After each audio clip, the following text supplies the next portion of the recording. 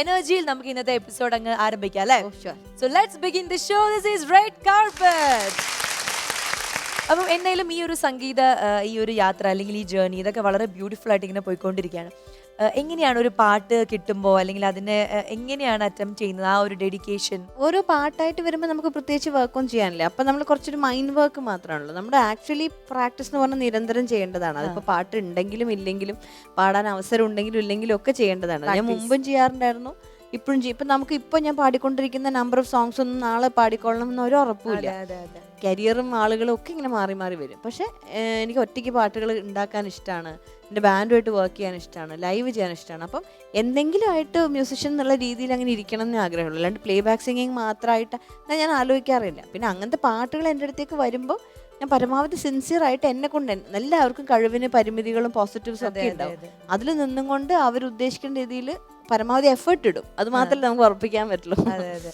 അപ്പം അതായത് സെലക്ട് ചെയ്യുന്നതിൽ എനിക്ക് ഇന്ന ഒരു പാട്ട് അല്ലെങ്കിൽ ഞാൻ ഇത് നോക്കിയിട്ടാണ് അങ്ങനെയുണ്ടോ ഒരു സെലക്ട് ചെയ്യുന്നതിൽ പാട്ട്? ഇപ്പം ഇല്ല. ഇപ്പം എന്താ വെച്ചാൽ ഒന്നാമത് അവർക്ക് ഇപ്പം വിളിക്കുന്ന കമ്പോസർക്ക് അറിയാം നമ്മൾ എന്തിനാണ് വിളിക്കുന്നത്, എന്ത് തരം ടെക്സ്ചറുള്ള പാട്ടിനാണെന്നൊക്കെ അറിയാം. അപ്പം ഒരുവിധം അങ്ങനത്തെ പാട്ടുകളാണ് എല്ലാം പാടാൻ വരിക. ചേച്ചിക്ക് വേറെ ഒരാൾ പാടി, അതായത് വേറെ ഏതെങ്കിലും ഒരു സിംഗർ പാടിയ പാട്ട് എനിക്ക് ആ പാട്ട് കിട്ടിയിരുന്നെങ്കിൽ അങ്ങനെ ഏതെങ്കിലും ഒരു പാട്ട് തോന്നിയിട്ടുണ്ടോ? അങ്ങനെ ഒന്ന് രണ്ട് മലയാളം തന്നെ വേണമെന്നില്ല, ഏത് ലാംഗ്വേജിലാണെങ്കിലും. മലയാളത്തിൽ എനിക്ക് അങ്ങനെ തോന്നിയൊരു പാട്ട് ബോംബെ ജയശ്രീമാൻ പാടിയിട്ടില്ല. പ്രണയ സന്ധ്യയൊരു വെൺ സൂര്യന്റെ വിരഹമറിയുന്നു.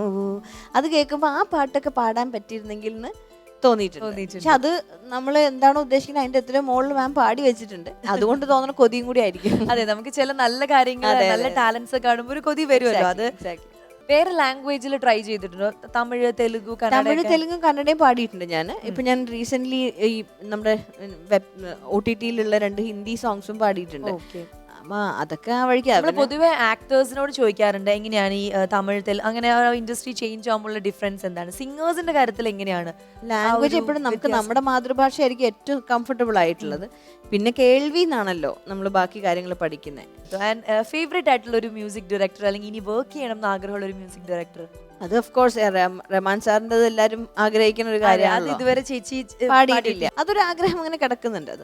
അതൊരു ഡിസ്റ്റന്റ് ഡ്രീം പോലെ. അങ്ങനെ റഹ്മാൻ സാറിന്റെ, പിന്നെ സന്തോഷ് നാരായണൻ, സന്തോഷിയുടെ പാട്ടുകൾ ഭയങ്കര ഒരു ആർഡൻ ഫാനാണ് ചേച്ചി. അപ്പോൾ ഇന്ന് വരാൻ പോകുന്ന അതിഥി നമുക്കൊരു പെർഫോമർ ആയിട്ട് മാത്രം അല്ല നമുക്ക് കാണാൻ പറ്റുന്നത്. അതായത് ജീവിതത്തിലെ ഓരോരോ ഘട്ടങ്ങളിൽ എങ്ങനെയാണ് ശക്തമായിട്ട് അതിനെ എന്ത് സിറ്റുവേഷൻ ഓവർകം ചെയ്ത് എങ്ങനെ മുന്നോട്ട് പോവാം എന്നുള്ള ഒരു സ്ത്രീ ശക്തി അല്ലെങ്കിൽ ഒരു കലാകാരിയുടെ എല്ലാം ഒരുപാട് കാര്യങ്ങൾ നമുക്ക് കേൾക്കാനുള്ള ഒരു പ്രതിഭയാണ് ഇന്നത്തെ എപ്പിസോഡിൽ വരാൻ പോകുന്നത്. അപ്പോൾ വളരെയധികം സ്നേഹത്തോടെ ബഹുമാനത്തോടുകൂടി നമുക്ക് സ്വാഗതം ചെയ്യാം ഉമ്മു കുൽസൂം.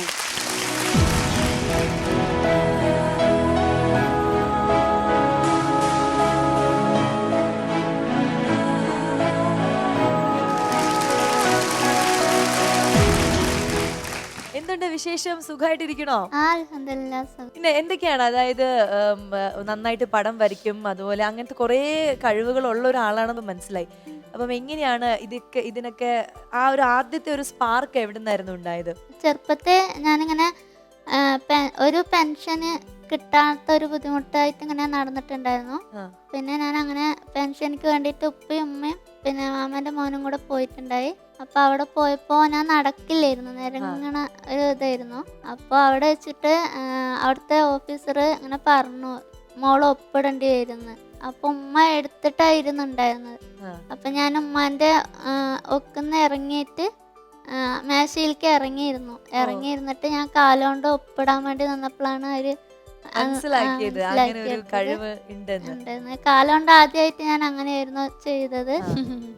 പിന്നെ ചോറൊക്കെ ഇങ്ങനെ കഴിക്കാറുണ്ട്, സ്പൂൺ വെച്ചിട്ടൊക്കെ കഴിക്കലുണ്ട്. കാലിൽ സ്പൂൺ വെച്ചിട്ടാ? ഓ അത് ശരി, അങ്ങനെയൊക്കെ ചെയ്യാറുണ്ട്. പിന്നെ അതിനുശേഷമാണ് ഇങ്ങനെ ഉപ്പയും ഉമ്മയൊക്കെ ഈ കളർ പെൻസിൽസും പേനയൊക്കെ വാങ്ങിച്ചു തന്ന് പടം വരയ്ക്കാൻ തുടങ്ങിയത് അല്ലേ? അത് ചിത്രം വരയാ പറഞ്ഞ ആദ്യമായിട്ടൊന്നും എനിക്ക് അറിയില്ലായിരുന്നു ചിത്രം വരയാന്. ചെറുതായിട്ട് ഇങ്ങനെ ചിത്രങ്ങൾ ഇങ്ങനെ ചെറിയ പൂക്കള് അങ്ങനെയുള്ളതൊക്കെ വരയ്ക്കുള്ളൂ. അപ്പോൾ എനിക്ക് പേപ്പർ പറഞ്ഞാൽ വേറെ ഒന്നും ചിത്രത്തിനെ കുറിച്ചിട്ടൊന്നും അറിയാത്തതുകൊണ്ട് ഞാൻ നോട്ട് ബുക്ക്, സ്കെച്ച് അങ്ങനെയുള്ള സംഭവങ്ങളാണ് ഉപയോഗിച്ചിരുന്നത്. അപ്പോൾ ഉപ്പയാണ് അതൊക്കെ മേടിച്ചു തന്നിട്ടുണ്ടായിരുന്നത്. അങ്ങനെ ഇരിക്കുന്ന സമയത്ത് 6 വർഷമായി ഉപ്പ മരിച്ചിട്ട്. അപ്പോൾ അത് കഴിഞ്ഞ് താത്താൻ്റെ കല്യാണം ഉണ്ടായിരുന്നു. അപ്പൊ കല്യാണത്തിന് മൈലാഞ്ചി ഇടാനായിട്ടാണ് സുഹറ വന്നത്. ഓ, സുഹറ വന്നിട്ട് അങ്ങനെയാണ് സുഹറ എന്ന് കൂട്ടുകാരി കിട്ടിയത്. അതെ കിട്ടിയത്.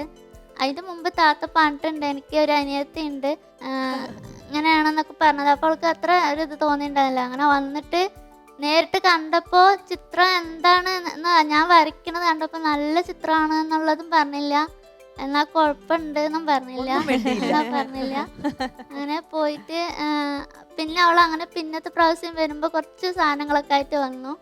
പിന്നെ അങ്ങനെ ഓരോ ചിത്രങ്ങൾ വരയണം. അപ്പൊ പുറലോകമായിട്ടൊന്നും അറിയില്ലായിരുന്നു. അപ്പൊ ആദ്യം ഗ്രീൻ പാലറ്റ് ഗ്രൂപ്പ് ഉണ്ട്, ഒരു ഇതുണ്ട്. അപ്പൊ അവരെല്ലാരും കൂടെ വന്നിട്ട് ഒരു വീൽ ചെയർ കൊണ്ടുവന്ന് തന്നു, പിന്നെ ഒരു ഫോൺ എത്തിച്ചു തന്നു.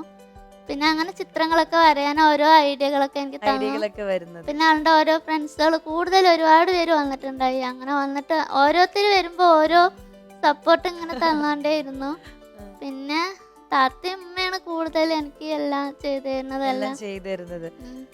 ഇപ്പൊ എന്തെങ്കിലും മനസ്സിൽ ഇനി അടുത്തത് എനിക്ക് ഈ ഒരു പടം വരയ്ക്കണം, അങ്ങനെ എന്തെങ്കിലും മനസ്സിലൊരു ഐഡിയകളൊക്കെ നിങ്ങൾ എല്ലാരും ചേർന്ന് റെഡിയാക്കി വെച്ചിട്ടുണ്ടോ? കാരണം കുറെ എക്സിബിഷൻസ് ഒക്കെ ഇപ്പൊ നടത്തുന്നുണ്ടല്ലേ? നടത്തിയിട്ടുണ്ട്. എങ്ങനെയുണ്ടായിരുന്നു അതിന്റെ ആൾക്കാരെ വന്നിട്ട് പടങ്ങൾ കണ്ടിട്ട് എന്താ പറയാ? ഞാന് ചിത്രം ആദ്യം വരച്ചിട്ട് ചിത്രങ്ങൾ ഇങ്ങനെ എല്ലാവർക്കും ഇങ്ങനെ ഓരോന്നും ഗിഫ്റ്റ് ആയിട്ട് അങ്ങനെ കൊടുക്കാറുണ്ട്. പക്ഷെ അങ്ങനെ കാശ് കിട്ടണ ഒരു സംഭവത്തിലായിട്ട് ഞാൻ ഒന്നും ചെയ്തിട്ടുണ്ടായിരുന്നില്ല. അപ്പോ ആദ്യം കോഴിക്കോട് ഒരു സ്വപ്ന ചിത്ര പറഞ്ഞിട്ടൊരു സംഭവം ഉണ്ടായിരുന്നു, അവിടെ വെച്ചിട്ടുണ്ടായിരുന്നു. ആദ്യം ഒരു ചിത്രം വിറ്റുപോയി. അപ്പോഴാണ് എനിക്ക് ആദ്യമായിട്ട് ഒരു വരുമാനമായിട്ട് വന്നത്. ആ ഒരു സംഭവം അങ്ങ് വിറ്റു, നമ്മുടെ കയ്യിൽ കുറച്ച് കാശൊക്കെ വന്നപ്പോ ഭയങ്കര സന്തോഷമായി അല്ലേ? പിന്നെ വേറൊരു ബിസിനസ് പോലെ എല്ലാവർക്കും ഒരു മോട്ടിവേഷൻ പോലെ പേപ്പർ സീഡ് അല്ലേ, അതിനെ കുറിച്ചിട്ട് ഒന്ന് പറയൂ. വിത്ത് പേന അത് പ്ലാസ്റ്റിക് നിരോധിച്ചതിന്റെ ഭാഗമായിട്ടാണ് വിത്ത് പേന കണ്ടത്. അപ്പോ എന്നെ പോലെ ഒരു കുറച്ച് പേര് ഇങ്ങനെ ഉണ്ടാക്കുന്ന ഒരു ഗ്രൂപ്പ് ഉണ്ട്. കാലുകൊണ്ടാണ് പേപ്പർ ഉണ്ടാക്കുന്നത് പെന്ന്. അപ്പൊ അത് കൊറേ വിറ്റ് പോയി. ഞങ്ങൾ അങ്ങനെയൊക്കെ തന്നെയാണ് ഞാൻ വീട്ടില് വരുമാന മാർഗമായിട്ട് അങ്ങനെയൊക്കെ. അടിപൊളി അടിപൊളി, അത് നല്ലൊരു കാര്യമാണ്. അതായത് പൈസ കിട്ടുന്നത് മാത്രമല്ല, നമ്മുടെ പ്രകൃതിക്ക് വേണ്ടിയിട്ട് ഒരു കോൺട്രിബ്യൂഷനും കൂടിയാണ്. അത് ആ പേനന്റെ ഉപയോഗം കഴിഞ്ഞു കഴിഞ്ഞാല് വലിച്ചെറിഞ്ഞു കഴിഞ്ഞാൽ അവിടെ ഒരു മുള വരും, അങ്ങനെ ഒരു ചെടി വളരും, മരമാവും അല്ലേ? അതെ, അപ്പൊ അതൊരു വലിയൊരു കണ്ടുപിടുത്താണ്. ആ ഒരു ഐഡിയക്ക് ഒരു വലിയ കൈയടി എല്ലാവരും. നമുക്ക് കൂട്ടുകാരിയുടെ വിശേഷങ്ങൾ ചോദിച്ചാലോ? സുഹറ, ഇതില് സുഹറയില്ലേ അത്? അപ്പൊ പറയൂ സുഹറ, എങ്ങനെയാണ് ഉമ്മു കുൽസുവിന്റെ അടുത്ത് എത്തിയതും നിങ്ങൾ തമ്മിലുള്ള ഇപ്പോഴത്തെ ഒരു ബോണ്ടിങ്ങിനെ കുറിച്ചിട്ട് പറയും. ഞാൻ തൃശ്ശൂര് പോളിടെക്നിക്കിന് പഠിച്ച സമയത്ത് ഉല്ലുവിൻ്റെ സിസ്റ്റർ അവിടെ പണിക്ക് വേണ്ടിയിട്ട് ബസ്സിൽ സ്ഥിരമായിട്ടുണ്ടാവുമായിരുന്നു. അപ്പോൾ ആ സമയത്ത് ഞാൻ സ്റ്റിച്ച് ചെയ്യും കോഴ്സിന് വേണ്ടിയിട്ടുള്ള പൈസ ഉണ്ടാക്കാൻ വേണ്ടിയിട്ട്. അപ്പം അന്നേരമൊക്കെ ഇവരൊക്കെ ഇങ്ങനെ കൊടുന്നരും. അങ്ങനെ മെല്ലെ മെല്ലെ കമ്പനി ആക്കി നിൽക്കുമ്പോഴാണ് ഇവരെ കല്യാണത്തിന് എന്നെ ഗസ്റ്റായിട്ട് വിളിച്ചത്. അങ്ങനെ അവിടെ വെച്ചിട്ട് കണ്ടു. പിന്നെ ആ കല്യാണം കഴിഞ്ഞു, തിരിച്ചു വന്നു. അല്ലാതെ ഒരു ബോണ്ടിങ് ഒന്നും ഉണ്ടായില്ല. പിന്നീട് താത്തയുടെ കാര്യങ്ങൾ അറിയാൻ വേണ്ടിയിട്ട് ഞാൻ ഇടയ്ക്കിടയ്ക്ക് അവരെ വീട്ടിൽ പോകാൻ തുടങ്ങി. അന്നേരമാണ് ഇതുപോലെ പണ്ട് ചിത്രം വരച്ചിട്ടുണ്ടായിരുന്നു, കല്യാണ സമയത്ത് പഴയതൊക്കെ ഒഴിവാക്കുമ്പോൾ ഒഴിവാക്കിയെന്ന് പറഞ്ഞു. അപ്പോൾ ഇങ്ങനെ സങ്കടമായി, അയ്യോ അതൊന്ന് കാണണമല്ലോ എന്ന് പറഞ്ഞു. അപ്പോൾ അവർ തപ്പിയിട്ട് കുറച്ച് കാണിച്ചു തന്നു. അപ്പോൾ ഞാൻ എക്സ്പെക്ട് ചെയ്തത് നല്ലൊരു ചിത്രമാണ്. ഞാൻ കണ്ടത് ഒരു LKG കുട്ടി, ഒരു വട്ടം, അതിൻ്റെ ചുറ്റും 4-5 ഇതള്, താഴെ ഒരു വര, പിന്നെ ഒരു ട്രയാങ്കിളിൽ. അപ്പോൾ ഞാൻ ഉല്ലുവിനോട് ചോദിച്ചത് എന്ത് ലോജിക്കാണ്. അപ്പോൾ അവർക്ക് അത്ര ഐഡിയ കിട്ടിയിട്ടുണ്ടായിരുന്നുള്ളൂ എന്ന് മനസ്സിലായി. അപ്പോൾ ഞാൻ ഉല്ലുവിനെ അത് നന്നായി എന്ന് ഞാൻ പറയാൻ നിന്നില്ല, എനിക്ക് അത് പറയേണ്ടത് ശരിയല്ല എന്ന് തോന്നി. പിന്നീട് ഉല്ലുവിനോട് ചോദിച്ചു എങ്ങനെയാണ് ഇമ്പ്രൂവ് ചെയ്യാൻ പറ്റുക എന്നുള്ളത്. അപ്പോൾ ഉല്ലു പറഞ്ഞു എനിക്ക് അങ്ങനെ നോക്കി വരക്കാനുള്ള എന്തെങ്കിലും കിട്ടിയാൽ മതിയെന്ന്. കാരണം അന്ന് ഉല്ലുവിന് സാധാ ഒരു ഫോണായിരുന്നു. അപ്പോൾ ഒരു സ്മാർട്ട് ഫോൺ ഉണ്ടായിരുന്നെങ്കിൽ യൂട്യൂബിലൊക്കെ നോക്കിയിട്ട് ചെയ്യായിരുന്നു എന്നുള്ളത്. അപ്പോൾ ഞാൻ എൻ്റെ സുഹൃത്തുക്കളടുത്ത് പറഞ്ഞു. അങ്ങനെ അവരെല്ലാവരും കൂടി ഒരു വീൽ ചെയർ ഉല്ലുവിനെ എത്തിച്ചു തന്നു, ഫോൺ എത്തിച്ചു തന്നു. പിന്നെ ഉല്ലുവിനെ സ്വയം ഐഡിയാസ് അതിനെ നോക്കി പഠിച്ച് പ്രാക്ടീസ് ചെയ്യാൻ തുടങ്ങി. അങ്ങനെ ഉല്ലുവിനെയാണ് വളർത്തിയെടുത്തത്. നമ്മളൊക്കെ ജസ്റ്റ് ഇങ്ങനെ സപ്പോർട്ട് ചെയ്ത് പോയിന്നുള്ളൂ. പിന്നെ പാടും. ഞാൻ ആദ്യമായിട്ട് ഉല്ലുവിനെ എൻ്റെ ഒരു NSSൻ്റെ ക്യാമ്പിന് കൊണ്ടുപോയി. ഞാൻ ഒട്ടും പ്രതീക്ഷിച്ചില്ല, ഉല്ലുവിന് ഒരു റിലാക്സ് ആവട്ടെ എല്ലാവരും കാണാലോ വിചാരിച്ചുകൊണ്ട്. അപ്പോൾ അവിടുന്ന് ഒരു പാട്ട് പാടാൻ പറഞ്ഞപ്പോൾ ഉല്ലു ഒരു ഫുൾ ലെങ്ത്തിലെ ഒരു മാപ്പിളപ്പാട്ട് പാടിയും. അടിപൊളി. അത്ര നന്നായി എന്നൊന്നും പറയുന്നില്ല, പക്ഷെ നമ്മളടുത്തൊക്കെ ഒരു പാട്ട് പാടാൻ പറഞ്ഞാൽ നമ്മള് നന്നാവില്ല എന്നുള്ള. പക്ഷെ ഉല്ലു ആ ഒരു ധൈര്യം കാണിച്ചത് പിന്നെ ഭയങ്കര സപ്പോർട്ടായി. ഇപ്പൊ സുഖദേവേട്ടൻ എന്ന് പറയേണ്ട ഇവരാണ് ഭിന്നശേഷിക്കാർക്ക് വേണ്ടിയിട്ട് കോഴിക്കോട് ജില്ലയിൽ ഒരു എക്സിബിഷൻ നടത്തിയിട്ടുണ്ടായിരുന്നു. അതിലെങ്ങനെ ആരോ പറഞ്ഞു നമ്മളൊരു ചിത്രം കൊണ്ടുകൊടുത്തു. ആ ചിത്രം ഇതുപോലെ ഫസ്റ്റായി സെയിൽ ആയപ്പോഴാണ് ഞങ്ങൾക്ക് ധൈര്യം വന്നത് ഇത് സെയിൽ ചെയ്യാൻ പറ്റുന്ന ഒരു സംഭവം എന്നുള്ളത്. പിന്നെ അത് വെച്ചിട്ട് നമ്മൾ കുറച്ച് വർക്കൗട്ട് ചെയ്ത് ഒരു എക്സിബിഷൻ ഒരു മന്ത് നീളുന്ന കോഴിക്കോട് വെച്ചു. നിങ്ങൾ ചിത്രങ്ങൾ കൊണ്ടുവന്നിട്ടുണ്ടോ? വരച്ച ചിത്രങ്ങൾ ഉണ്ടോ? നമുക്ക് അത് ഒന്ന് കാണണം. പിന്നെ ആ പേപ്പർ അത് കൊണ്ടുവന്നിട്ടുണ്ടോ? പേപ്പർ പെൻസിൽ അപ്പൊ അതും കാണണം. പിന്നെ അതിനൊക്കെ മുൻപ് നമുക്ക് ആ മാപ്പിളപ്പാട്ട് അങ്ങ് കേൾക്കണം. അതാണ് ഇല്ലേ സിത്താര ചേച്ചി? എന്ത് തോന്നുന്നു? ഉറപ്പായിട്ടും എന്തൊരു സന്തോഷമുള്ള കാര്യമാന്ന് പറയാം ഇങ്ങനെ കാണുന്നത്. അപ്പൊ നമുക്കൊരു പാട്ട് പാടിയല്ലോ, റെഡി അല്ലേ? ഞാൻ നിനക്ക് താജ് തോൽക്കണക്കാ കൂട് വെച്ചോളാം. ഞാൻ നിനക്ക് താജ് തോൽക്കണ കൂട് വെച്ചോളാം. എൻ്റെ റൂം നിന്റെ ചാരേ ഞാൻ അയച്ചോളാം. മഴച്ചാറും ഇടവഴിയിൽ നിഴലാടും കൽപ്പടവിൽ ചെറുവാലൻ കിളിയുടെ തൂവൽ പോൽ ഇളങ്ങാമ്പ് പോൽ കുളിർ കാറ്റ് പോൽ എൻ്റെ ചാര് വന്നോളേ, എൻ്റെ ചാര് വന്നോളേ. ഞാൻ നിനക്ക് താജ് തോൽക്കണ കൂട് വെച്ചോളാം. ഞാൻ നിനക്ക് താജ് തോൽക്കണ കൂട് വെച്ചോളാം. എൻ്റെ റൂം നിന്റെ ചാരേ ഞാൻ അയച്ചോളാം. Thank you. ഇനി നമുക്ക് ചിത്രങ്ങൾ കാണണ്ടേ?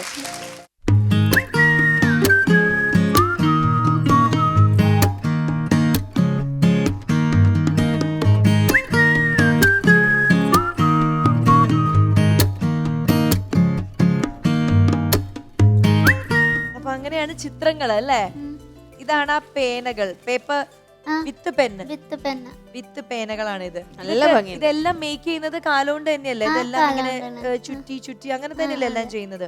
നമുക്ക് ഇത് എന്തായാലും സിത്താര ചേച്ചിയുടെ മോൾക്ക് 2 പേന കൊടുത്തേക്കാം അല്ലേ? ഞാൻ കൊടുത്തോളാം സായുവിന് കേട്ടോ. പുല്ലു തന്നു പറയാം. പുല്ലു തന്നു 2 പേന, ഞാനും ഒരു പേന എടുക്കാം. ഇത് ഞാൻ എടുത്തു. റെഡി? ഓക്കെ. ഇനി നമുക്ക് വേണ്ടി എന്താണ് പെർഫോം ചെയ്യാൻ പോകുന്നത് അത് കേക്കട്ടെ. എന്താ വരയ്ക്കാൻ പോകുന്നത്? ഒരു ചിത്രം ഞാൻ വരയ്ക്കാം അല്ലേ? All the best.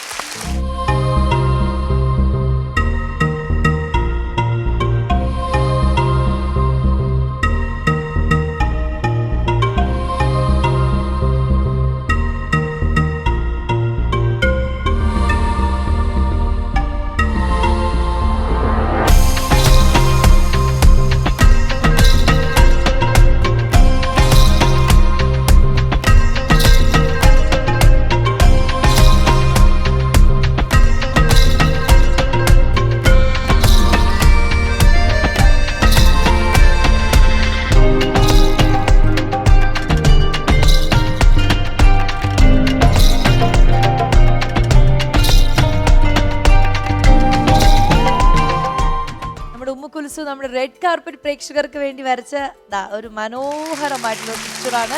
നല്ലൊരു കൈയടി കൊടുക്കാം ഉല്ലൂന്.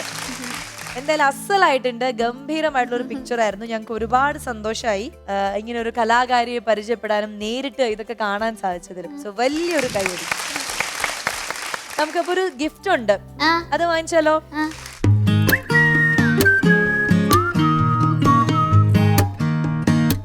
സുഹറയെ കൂടി വിളിക്കാം അല്ലേ? ഉല്ലു ഉറക്കെ വിളിച്ചോളൂ, സുഹറേ.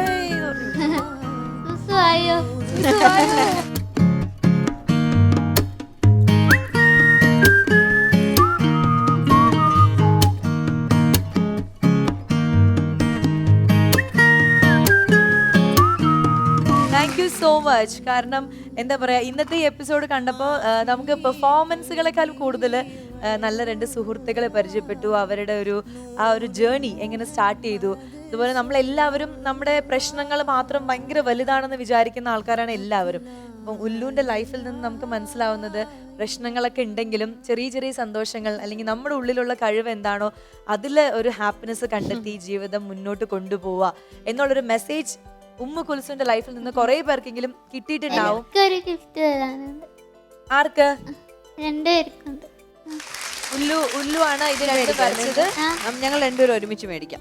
യെസ്, ഞങ്ങൾക്ക് 2 പേർക്കും കൂടി തന്ന ഒരു സമ്മാനാണ്.